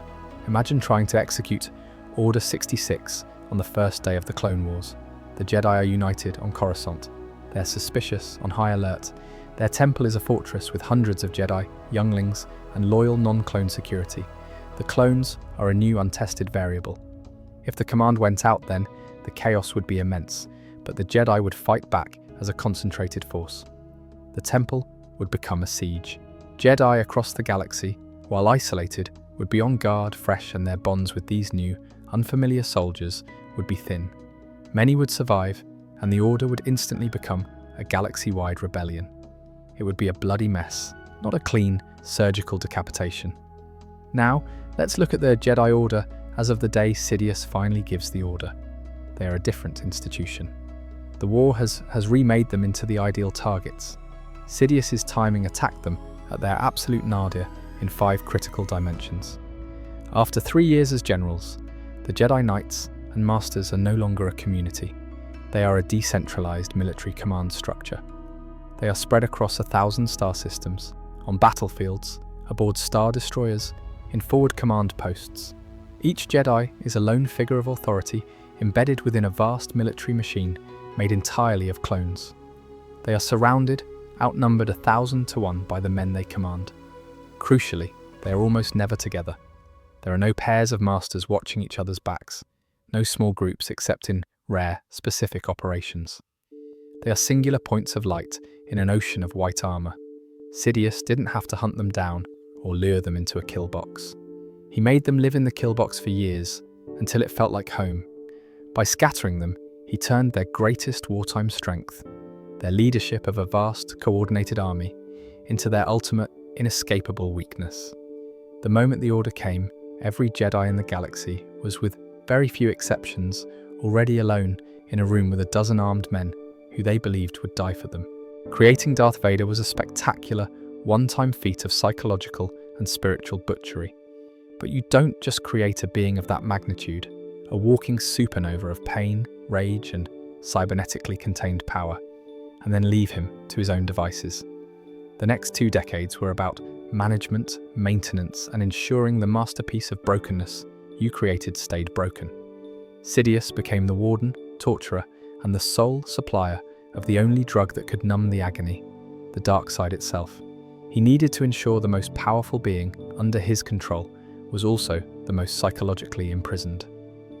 After Mustafar, Sidious didn't commission the finest medical droids and cyberneticists to build Anakin Skywalker a comfortable, empowering new body. He ordered the construction of a mobile life support prison. The suit was a masterpiece of Sith control engineering. Every aspect was deliberate. The interfaces between living flesh and cold machinery were crude, painful, and required constant maintenance. Every movement was a reminder of damage. The suit itched, chafed, and weighed him down. This served 2 purposes. First, it fed his anger, providing a constant, tangible source of suffering to fuel the dark side. But more importantly, second, it was a permanent sensory reminder of his failure. Mustafar, Padme, your weakness. The pain anchored him to the moment of his fall, preventing any psychological distance from forming. The suit was powerful, but it was also restrictive. It was heavy, slowing his once unmatched agility. It made him a giant, intimidating target. It was sealed against environments, but that also meant it was vulnerable to disruptions in its systems. His connection to the Force, while still immense, was channeled through this cage. Now the design itself, its notorious vulnerability to Force lightning, was a kill switch, a remote control. With a flick of his wrist, Sidious could bring the galaxy's most terrifying warrior to his knees, writhing in incapacitating agony. It was the demonstration of who was truly in charge. The message was clear. I built this prison, I hold the key, I can punish you with the very machinery that keeps you alive. Now, let's move to the psychological leash. Sidious never ever let Vader feel like an equal or a true successor. Their interactions were masterfully crafted humiliations. He would praise an ambitious officer like Grand Moff Tarkin in front of Vader. He'd criticize Vader's methods. After a successful but brutal campaign, he'd assign him impossible, dirty tasks, hunting down the last Jedi, putting down rebellions, then dismiss the victories as mere fulfillment of his design.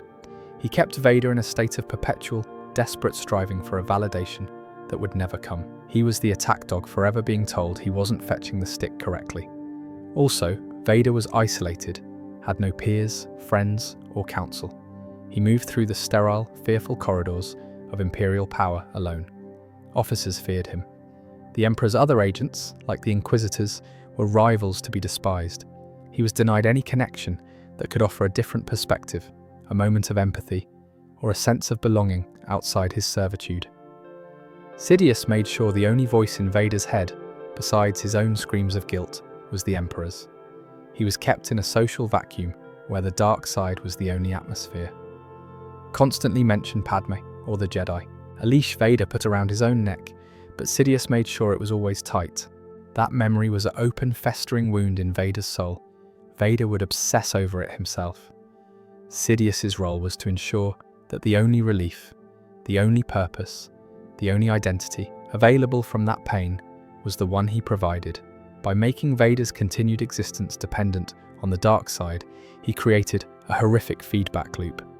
The dark side caused his pain by leading him to betray Padme, and the dark side was the only thing powerful enough to numb that pain and give him a reason to keep existing. Sidious gave Vader a massive galaxy-spanning task: enforce the Emperor's will, crush rebellion, hunt Jedi. It was a purpose vast enough to consume a man's entire life. But it was a purpose designed to be endless. There would always be another rebel cell, another rumor of a Force-sensitive child, another system to intimidate. It was busy work for a god, designed to prevent him from ever stopping, reflecting, and asking the dangerous question, what is this for? He kept Vader running on a treadmill of violence, so he'd never have the breath to question the direction. Sidious's most cruel act was the systematic erasure of Anakin's identity. Anakin Skywalker was weak. I destroyed him. He reinforced the idea that everything Anakin was a pathetic failure. The only thing of value that remained was the power, now harnessed to the new identity of Vader. But this identity was hollow. It was defined only by what it served, the Emperor, and what it destroyed, the Emperor's enemies. Vader was a verb, not a noun, a function, not a person. By doing this, Sidious eliminated the risk of redemption from within. For Vader to heal, he would have to face Anakin's memories, Anakin's love, Anakin's guilt. Sidious pathologized that entire identity as a sickness to be purged. The only health was in the endless, angry service of the dark side. He made the prison so complete that the prisoner forgot what the outside world even looked like and saw the bars as the only things holding him together. He made brokenness the only viable state of being. He turned suffering into the engine of his loyalty, pain into the currency of his power, and isolation into the walls of his throne room. Vader was the Emperor's most carefully maintained, most brutally efficient, and most tragically permanent piece of equipment. The goal was never to have a partner. It was to own a force of nature, and to have the only remote control. Being Emperor must be boring work, right? Meetings, reports, logistics, signatures. Endless paperwork, ruling a galaxy of trillions. Sounds like the kind of job that slowly kills your soul. But if you think about this, what was the job like? What did Emperor Palpatine, Darth Sidious, actually do with his time after the shouting was over and the throne was his? How do you administrate a galaxy you conquered through deception and maintain power over 1 trillion souls when you're at your core a creepy old man who likes to shoot lightning from his fingers? The answer is a masterclass in pathological leadership. Sidious ruled through a refined system of strategic absence, cultivated terror, and bureaucratic sadism. His daily life was less about signing decrees and more about tending the ecosystem of fear he'd built. Forget about trade disputes on Ryloth or sanitation schedules in Coruscant's lower levels. Sidious operated on a macro scale that most beings couldn't even conceptualize. His primary workstation was his meditation chamber in the Imperial Palace, and later his obsidian throne room aboard the second Death Star. Here he worked. He conducted reconnaissance through the Force. Long periods of deep dark side meditation allowed him to extend his awareness far beyond Coruscant. He was sensing emotional and spiritual pressure systems across the galaxy, like a living barometer tuned to fear. He could feel the ebb and flow of collective terror, resentment, and despair, a localized surge of hope, something like a successful rebel strike, or a planet openly resisting Imperial authority, registered as a disturbance, something to be delegated to Vader, an ambitious Moff, or a regional fleet commander. A widespread low-grade hum of fear and exhaustion was the ideal condition. That meant the Empire was functioning properly. People weren't rebelling, but they weren't hopeful either. They were tired, afraid, compliant. This sensitivity extended beyond populations to individuals. Sidious was always attuned to ripples of strong, untrained Force sensitivity, especially those flavored with anger, grief, or ambition. In canon, this manifests through networks like the Inquisitorius, Imperial Intelligence, and Vader's own hunts. In Legends, it goes even further, with Sidious personally aware of promising disturbances long before any Jedi could reach them. A Force-sensitive child on a forgotten world was a resource, an experiment, a potential Inquisitor, or at the very least, bait for Vader. But his most important focus was always his inner circle. Sidious constantly took the emotional temperature of his key assets. Darth Vader, in particular, was never allowed emotional privacy. Sidious probed him relentlessly through the dark side, gauging whether pain was still sharpening him or beginning to rot into instability. Sidious tracked the psychological states of men like Tarkin, high-ranking admirals, and planetary governors. That's what made meetings with the Emperor so horrifying. Subordinates often realized, within seconds of entering the room, that Sidious already knew why they were there. He would address their private fear or secret failure before any report was delivered. Precisely, establishing absolute dominance before logistics were even mentioned. And while all of this was happening at the top, the machinery beneath him was designed to eat itself. Sidious did not build a streamlined, cooperative government. He built a gladiatorial arena. The Imperial military was deliberately fractured. The Imperial Navy, the Imperial Army, and later the Stormtrooper Corps existed as overlapping power centers with competing authority. Jurisdiction was intentionally unclear. Funding was competitive, prestige was scarce. A Navy admiral would happily let an army garrison fail if it meant proving naval superiority. This constant infighting ensured one thing above all else: no unified command structure could ever threaten the throne. The civilian administration was even worse. The Imperial Security Bureau, Compnor, sector governance authorities, economic ministries, intelligence services, all overlapping, all spying on one another. In canon series like Andor and Rebels, this infighting is explicit. Reports contradict. Agencies sabotage each other's operations. Sidious didn't want clean information. He wanted competing narratives. Truth revealed itself in the friction between lies, and floating above all of it was Darth Vader. Vader existed outside the bureaucracy entirely. He answered only to Sidious. His authority overrode rank, title, and protocol. He was the Emperor's roaming audit, a living embodiment of consequence. Any Moff, Admiral, or Director could find him standing behind them at any moment. And complaining about a rival to Vader was a gamble, because Vader didn't resolve disputes. He removed problems. Sidious barely needed to manage this chaos directly. His interventions were minimal and surgical. A private audience here, a whispered implication there. He might suggest to a Navy officer that the Army was being considered for additional funding, then imply the opposite to an Army general the next day. He allowed Tarkin's philosophy of rule through fear to flourish, while quietly encouraging rival commanders to criticize its excesses. He would receive an ISB report detailing Compnor corruption and then do nothing at all, letting paranoia spread organically. Control through tension, authority through uncertainty.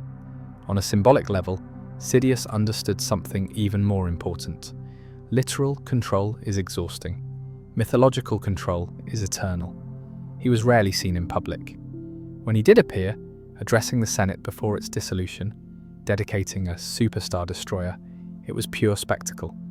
Carefully staged holograms, deafening silence, stark iconography. He didn't look like a politician. He looked like a dark god, briefly acknowledging mortals. These appearances were short, overwhelming, and deliberately impersonal. At the same time, his image was everywhere.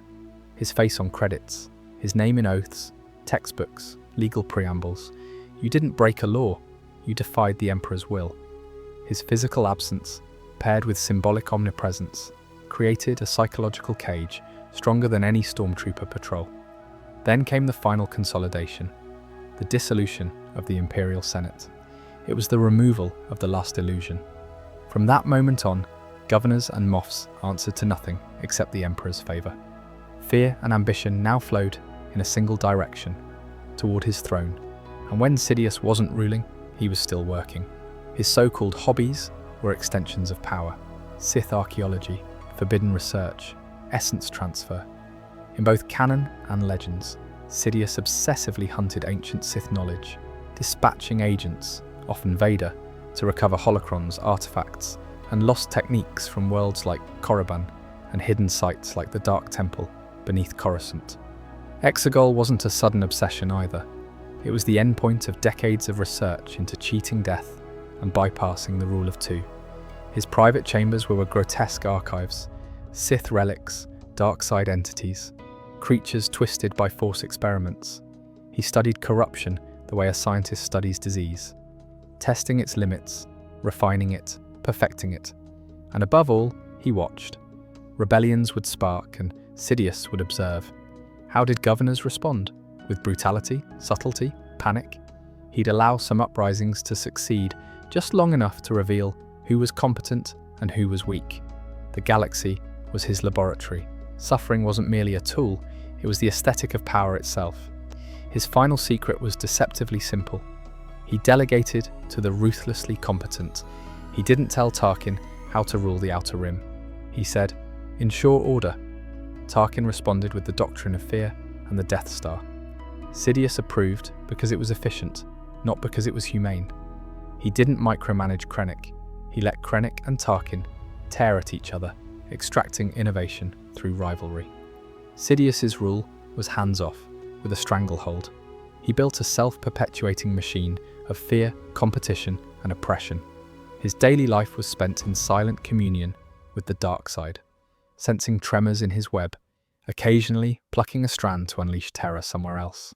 Sidious didn't fear the light side nearly as much as people think. Jedi were predictable. They followed rules, they announced themselves, they tried to arrest you. You could plan around that. What truly bothered him were other people who played his game, quietly, obsessively, without permission. Because the dark side doesn't belong to the Sith. It never did. It leaks, it attracts. It goes to anyone angry, ambitious, desperate, or curious enough to listen. And in a galaxy of trillions, that meant Sidious was never the only monster in the room, just the most disciplined one. So while the Empire was busy hunting Jedi, Sidious was running a much quieter purge. He spent years eliminating dark side cultists, rogue Force users, fallen Jedi, and would-be Sith before they ever became visible problems. This is where Sidious's paranoia and brilliance overlap. He understood something fundamental. The biggest threat to a Sith Lord, it's competition. Someone who wants power for themselves, who doesn't care about the Sith lineage, who might stumble onto forbidden knowledge without asking permission. Someone who doesn't respect the hierarchy because they never signed up for it. That's why Sidious never allowed the dark side to become crowded. Across canon and legends, you see this pattern constantly. Dark side sects appear, ancient cults, Force-worshipping groups, Sith-adjacent religions that survived the old wars. Some are wiped out by Imperial intelligence, others vanish after Vader pays a visit. In a few cases, Sidious personally intervenes. They're using the dark side without restraint, without doctrine, without oversight. That's unacceptable. To Sidious, the dark side is a resource that must be monopolized. The Empire controls hyperlanes, shipyards, kyber crystals. Sidious wants the same control over power itself. If you're touching the dark side and he doesn't know about it, you're already a problem. If you're building rituals, artifacts, or armies around it, you're a threat. This is why Dark Jedi never last long under his reign. Fallen Jedi who escape Order 66 don't have to worry about stormtroopers. They're dangerous because they know Jedi techniques and feel betrayed enough to slide into darker practices. Sidious doesn't let them become independent operators. They're either hunted down, broken, and folded into the Inquisitorius, or eliminated outright. The Inquisitors themselves are a perfect example of Sidious mindset. Powerful enough to hunt Jedi, weak and disposable enough to never challenge him. He deliberately caps their growth. Without any Sith training, philosophy, or long-term future, they are weapons with expiration dates. And then there are the ones who never touch the Jedi at all. Force-sensitive warlords, mystics, self-taught dark side adepts, the kind of people who don't want to rule the galaxy, just their corner of it. Sidious hates these types because they're content. They don't need him. They don't want his empire. They don't play the long political game. They just accumulate power quietly and unpredictably. That kind of independence is intolerable, so Sidious removes them preemptively. sometimes through manipulation, steering the Empire's enemies toward them, letting random conflicts wipe them out, sometimes through Vader, sometimes through engineered accidents. From the outside, it looks like Imperial overreach. From Sidious's perspective, it's pest control. What's important is that Sidious rarely acts reactively. He doesn't wait for rivals to announce themselves. He hunts potential. The moment someone shows signs of growing too fast, learning too much, or attracting followers around dark side practices, they're flagged, investigated, neutralized. And this is policy. Sidious never intended the rule of two to continue after him. That's the quiet heresy at the core of his reign. Previous Sith Lords accepted eventual replacement as the price of power. Sidious did not. He saw the rule of two as a ladder, useful for climbing, disposable once you reach the top. That's why everyone else touching the dark side had to go. Cultists threatened dilution. Dark Jedi threatened unpredictability. Independent Force users threatened succession. Sidious wanted a galaxy where there were only three categories: those who obeyed, those who were ignorant, and those who were already dead. Sidious ruled the dark side by being the only one allowed to mature. Everyone else was cut down early, before they learned too much, gathered allies, or before they could imagine a future without him. By the time the rebellion rises, the galaxy's dark side ecosystem is almost sterile. No rival Sith, ancient cult armies, or some rogue Force empires waiting in the wings. Only Sidious at the top, Vader beneath him, and a long trail of erased possibilities. Let's get into the deepest, darkest, most fascinating contradiction at the black heart of Darth Sidious. Fear of death. This is the great, tragic irony of Sheev Palpatine. His entire life was a monument to a philosophy built on impermanence and violent renewal. The Sith Code glorifies passion, chaos, breaking chains. The rule of two is a brutal engine of forced evolution. Death, it's the final transaction, the proof of the Master's success in creating a worthy heir, and the price of admission to true legacy. But Sidious didn't want to pay. He didn't want a legacy. He wanted to be the legacy forever. He wanted to own the casino, not only to have a good run at the tables. His fear of death was a cosmic-level narcissism. He believed he had outsmarted history itself. He had turned the ancient Sith dream into a concrete, bureaucratic reality, to then be subject to something as mundane, as messily organic, as the failure of his own flesh. It was an insult, a design flaw in his otherwise perfect machine.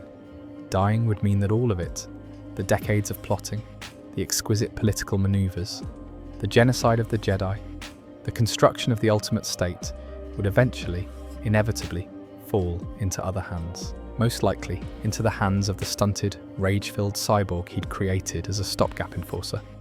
The thought was viscerally intolerable. It would render his entire life's work a temporary exhibit. So, the man who conquered the galaxy immediately began his second, secret, and far more desperate project, conquering mortality itself. All the Star Destroyers, Stormtroopers, Moffs, that was just maintenance.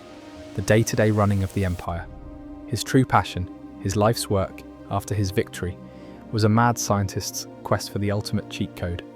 And he had a head start. He inherited the lab notes from the greatest biomedical Sith who ever lived, Darth Plagueis. Plagueis' obsession was the science of life. Sidious murdered him before he could perfect it, but he kept the research. He took Plagueis' cold biological methodology and fused it with something far older and darker, the sorcerous traditions of ancient Sith magic. He wasn't looking to extend his lifespan. He was looking for a way to never stop being himself, to preserve not just his consciousness, but his will, his memories, his immense galaxy-crushing power, and his capacity for pleasure in domination. This led him down several nightmarish parallel research paths, each a different branch on the same rotten tree. The clone is the obvious start, but a standard clone from Kamino is a blank slate, a biological twin with no consciousness. Useless, Sidious needed a vessel strong enough in the Force to contain his titanic, corrupted essence. This was the work on Exegol and other hidden labs, like on Biss in the old lore. It was Sith alchemical bioengineering. The twisted, decaying clone bodies we see in The Rise of Skywalker are the failures. The Snoke clones were another branch of this. Attempts to create a powerful, controllable proxy body, a prime minister through which he could rule without risking his primary, failing form. But they too were flawed, unstable. The quest for the perfect vessel was a series of horrific, exploding test flights. Now about essence transfer and Sith possession. This is where it gets seriously occult. Ancient Sith texts spoke of techniques to anchor one's spirit to the physical world, to a place, an object, a holocron, a mask, or another living being, and to leap into it at the moment of bodily death. This wasn't an afterlife, it was a relocation. This is the real meaning behind his line to Luke on the Death Star 2, "Strike me down, and I will become more powerful than you could possibly imagine." It's not a metaphor, it's a contingency plan. He wanted Luke, enraged, to kill him. In that moment of violent, passionate death, Sidious's spirit would attempt to seize Luke's body, a young, incredibly powerful, and emotionally volatile vessel straight from the Skywalker bloodline. This technique, essence transfer, was his master key. Death was to be a transitional event, a planned elevator ride from one corporeal form to the next, not an end. Beyond mere body hopping lay the whispered, ultimate ambition in the deepest Sith grimoires, to achieve oneness with the dark side itself. Not to serve it, but to become it, to merge one's consciousness with the corrupting energy of the Force in such a way that you didn't need a body at all. You would be a sentient, eternal cancer within reality, a conscious will within the storm, able to influence events directly. This was the dream of moving from being the galaxy's most powerful landlord to owning the very fabric of space-time. This quest is what fundamentally changed him. It's why the vigorous, sly, politically agile senator and chancellor slowly transformed into the mummified, frail-seeming emperor, hooked up to a throne. His physical body was being consumed. The energies he was wrestling with, the rituals he was performing, the sheer act of anchoring a soul so powerful and so unwilling to move on. It was eating him from the inside out. The throne on the Death Star, it was a life support system and a ritual focus.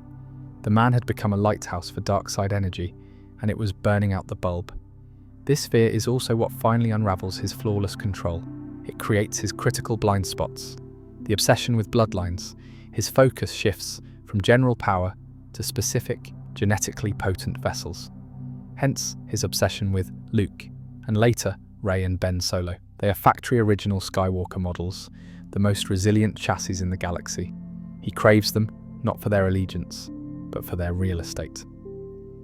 The secret within a secret. To pursue this, he had to hide his most vital work even from Vader.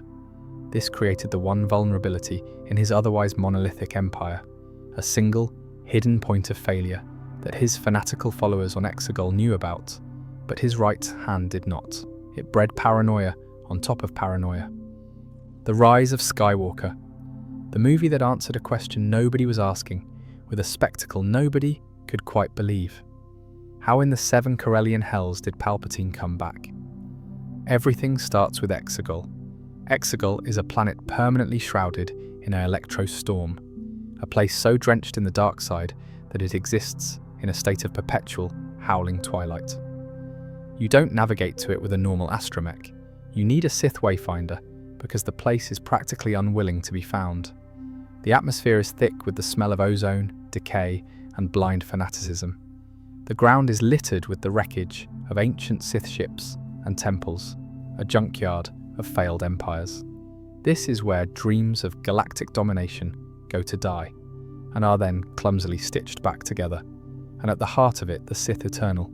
Thousands, maybe millions, of robed acolytes, engineers, and priests who have devoted their entire lives for generations to a single purpose: the preservation and return of the Sith lineage embodied in one man. They're not Imperials chasing order, they're zealots chasing apocalypse. They build the machines, chant the rites, and tend to the nightmare in the chair. Now, let's look at the man himself, or what's left of him. What we see is a broken, decaying artifact strapped into a colossal Meccano chair, a grotesque parody of a throne, more life support system than seat of power, is a form that can barely be called alive. This is a clone, but it's the worst clone job in the galaxy. It's not a perfect replica, it's a rotting meat puppet, visibly falling apart. The skin is translucent, pulling away from the skull. He's sustained by a forest of fluid-filled tubes and cybernetic feeds plugged directly into his spine and skull. The famous Sith robes hang on a shrunken, crippled frame. The most telling detail? He needs a giant mechanical arm just to lift his own head to speak. The most powerful dark side user in history has been reduced to a brain in a jar, a ghost possessing his own malfunctioning corpse. His power is now entirely externalized. He can't even generate his signature force lightning on his own. It has to be channeled through the machinery of his throne, and on a galactic scale, through the final order fleet of Star Destroyers hovering above. He's a puppet master whose strings are literally keeping him upright. The how, a patchwork of sorcery and science. The movie's opening crawl hits us with it. The dead speak. The how is then pieced together through eerie transmissions, villainous monologuing, and visual implication. It's a cocktail of long-established Sith lore and new desperate measures. Essence transfer. At the moment of his physical destruction in the Death Star 2, his consciousness, his sheer, malignant will, did not dissipate. Through a supreme act of Sith sorcery, he anchored his spirit and performed an emergency essence transfer. His body was vaporized, but his ego shot like a cursed bullet across the galaxy to a pre-prepared anchor point. The clones Palpatine grew were biologically and spiritually flawed. They couldn't contain the torrent of his power and consciousness. They degenerated, rotted, and failed. The body we see is the latest in a long, miserable line of expired vessels. He's not living in a clone. He's haunting it, wearing it out from the inside like a cheap suit. Stuck in a rotting clone, Palpatine needs a permanent solution. A clone will always be a flawed copy. He needs a real, living, powerful body to possess. This is where the concept of the Force dyad, a rare, incredibly powerful connection between two beings, and Rey's lineage come crashing together. He needs a vessel of immense natural force potential. His own bloodline would be ideal. Rey's father was the son of Emperor Palpatine, a nobody who was somebody, who fled from his monstrous father to live a quiet, hidden life, and was murdered for it. The Last Jedi had boldly declared Rey's parents were nobles who sold her off. It was a powerful statement. Anyone can be the hero. The rise of Skywalker seemingly reversed that, making her lineage the center of the universe again. The backlash was instant and fierce for many. It felt like a betrayal of the theme that you don't need to be from a special bloodline to matter. But from a Sith lore perspective, especially for Palpatine, it makes a twisted, perfect sense. Of course, his backup plan is his own genetic legacy. He tried to create Anakin. He coveted Luke and Leia, having a son he could neither control nor corrupt, who then produced a granddaughter of staggering innate power. Her nobody parents were nobodies by choice, hiding from a cosmic evil. Her power isn't a mystery, it's a cursed inheritance. Her entire journey becomes about rejecting the legacy she was born into and choosing the one she earns. Palpatine's final plan is a last gasp of arrogance. Have Rey strike him down in anger so he can possess her perfect body. He offers her the Sith throne. It's the same old trick for the last time. But he fails. Why? Because he fundamentally misunderstands the power he's trying to steal. Rey and Ben Solo, as a dyad, represent a connection he can only mimic with machinery. And in the end, Rey doesn't fight alone. She opens herself to all the Jedi of the past. This is the critical blow. Palpatine spent a lifetime trying to erase the Jedi legacy and craft his own eternal one. In his final moment, he is confronted not by one Jedi, but by the living will of the entire Order, channeled through the granddaughter he sought to claim. When she raises the twins' lightsabers and deflects his lightning, she is symbolically and spiritually rejecting his entire premise. The unified light of a chosen family, the Jedi, overwhelms the solitary, selfish hunger of a blood family, the Sith. Let's talk about what Darth Sidious actually leaves behind. Palpatine is a concept that Star Wars keeps returning to, whether it wants to or not. He's the embodiment of a very specific fear, that power doesn't need heroism or even strength to win. It just needs patience, institutions, and time. The deeper reason Palpatine keeps coming back, in canon, in legends, in audience memory, is because he represents something Star Wars has never fully escaped. He is the villain who doesn't die when the battle ends. From a cinema perspective, Sidious is George Lucas's most cynical creation. Vader is tragic, Maul is rage, Kylo Ren is conflict, Palpatine is something colder. He's the guy who wins before the movie starts. By the time you meet him as Emperor, the war is over. Democracy is dead, the Jedi are gone, the galaxy has already lost. Everything after that is just fallout. That's why his death in Return of the Jedi feels so final, because the story frames it as the collapse of a system. Vader's redemption matters because it breaks the machine, and that's why bringing him back was always going to be controversial. In Legends, this question was answered very bluntly. The old expanded universe never pretended Palpatine's death fixed everything. In Dark Empire, he returns through clones almost immediately. Evil doesn't vanish just because you won one war. The galaxy fractures, new factions rise, the New Republic struggles. Luke almost falls. The Empire doesn't disappear, it mutates. Legends Palpatine is less about surprise and more about inevitability. He comes back because of course he does. He planned for it. He always plans for it. But the key difference is this. In Legends, every return makes him weaker. His clone bodies decay faster. His grip slips. His control erodes. Immortality isn't portrayed as victory. It's portrayed as rot. That's the moral engine of Legend Sidious. He refuses to let go, and the universe punishes him for it. He becomes less human, less coherent, more desperate. By the end, he isn't a mastermind anymore. He's a parasite clinging to a galaxy that's already moving on. Canon tries to tell a similar story, but with fewer words and more symbolism. In canon, Sidious doesn't return to rule the galaxy again. He returns hiding, broken, plugged into machines, surrounded by cultists and technicians. The Emperor who once commanded the Senate now needs chanting acolytes and life support to stay conscious. The Empire failed. Vader betrayed him. The galaxy moved on, and rather than adapt, he retreats inward, into cloning, rituals, bloodlines, and contingencies. This is where canon Sidious differs most sharply from Legends Sidious in tone. Legends frames him as an immortal tyrant struggling against entropy. Canon frames him as a man terrified of irrelevance. That fear drives everything. His obsession with Rey, his fixation on lineage, his desire to possess rather than rule. He doesn't want subjects anymore. He wants a vessel, a body, a continuation of himself that doesn't require rebuilding an empire from scratch. That's not the ambition of a conqueror. That's the anxiety of a man watching history move past him. And that's why, thematically, Sidious's final defeat works. Even if the execution is messy, he isn't destroyed by superior power or outplayed politically. He's rejected. Rey beats him by refusing to carry him forward. She refuses the Sith throne, refuses the name, refuses the inheritance.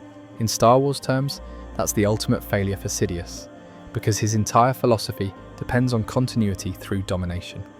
The Sith legacy is vertical, master to apprentice, bloodline to bloodline, power passed down through control and fear.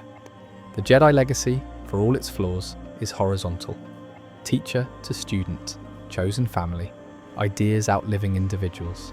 Sidious never understood that difference. That's why his legacy collapses so completely once he's gone. The Empire fractures. The First Order cannibalizes itself. The Sith Eternal dies with him. There is no Sith future because he refused to allow one that didn't include him. And that brings us to his real legacy, not in universe, but in cinema. Palpatine permanently changed how blockbuster villains are written. Sidious made evil bureaucratic, procedural, patient. He showed that the scariest villain isn't the one who attacks you, it's the one who convinces you everything is legal. You can see his DNA everywhere now, in political thrillers, in sci-fi, in prestige TV villains who don't fight but maneuver. He's the blueprint for antagonists, who win by understanding systems better than heroes understand themselves. That's why Star Wars keeps circling back to him, even when it probably shouldn't. Because narratively, Sidious represents a fear that never goes away, that freedom is fragile, and that losing it doesn't require a grand battle, just enough people being tired, scared, or complacent. And that's the final irony of Darth Sidious. He wanted eternity. He wanted his will etched into the structure of the universe itself. Instead, he became a warning, a case study, a shadow future generations point to and say, that's what happens when power outlives purpose. Darth Sidious's final legacy is a galaxy that can never go home again. The innocence of the Old Republic is gone. The certainty of the Jedi is gone. The Skywalkers are a memory. He took a thriving, if flawed, galaxy and put it through a wood chipper. What's left is ruins, collective trauma, a deep-seated paranoia, and a permanent footnote in every history book. That's the victory he maybe really wanted. Not to rule forever, but to make sure that no one who came after him could ever fully escape his shadow.